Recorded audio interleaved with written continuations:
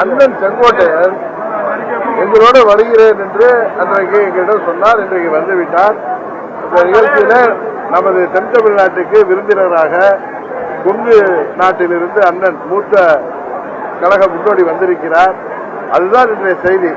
இதை தாண்டி அரசியல் எல்லாம் வருங்காலத்தில் உங்களுக்கு கொஞ்சம் கொஞ்சமாக நீங்கள் தெரிந்து கொண்டிருக்கிறார். சின்னம்மா அவர்கள் எங்களோடு இந்த கூட்டத்தில் வந்து கலந்து கொள்ள முடியவில்லை.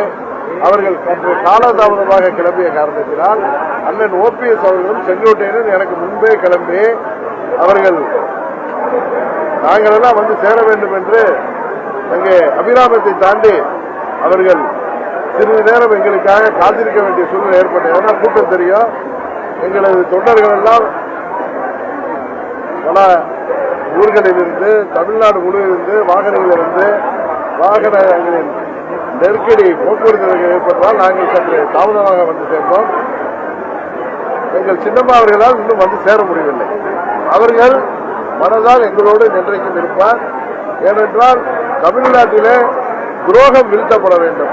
உண்மையான அம்மாவின் ஆட்சி, புரட்சி தலைவரின் ஆட்சி, புரட்சி தலைவர் உருவாக்கிய அந்த அடிப்படை விதிகளோடு கூடிய இயக்கத்தை உருவாக்குவதுதான் எங்களது முதல் குறிக்கோள். அதற்காகத்தான் அம்மா மக்கள் முன்னேற்ற கழகம் தொடங்கப்பட்டது. இன்றைக்கு நாங்கள் மூவரும் அந்த ஒரு எண்ணத்தில் தான் இணைந்திருக்கிறோம். இதில் அம்மாவின் கட்சியாகிய அனைத்து இந்திய அண்ணா திராவிட முன்னேற்ற கழகம் எங்களுக்கு எதிரி கிடையாது. நான் ஏற்கனவே சொல்லியிருக்கேன், எடப்பாடி திமுக தான் எங்களுக்கு எதிரி.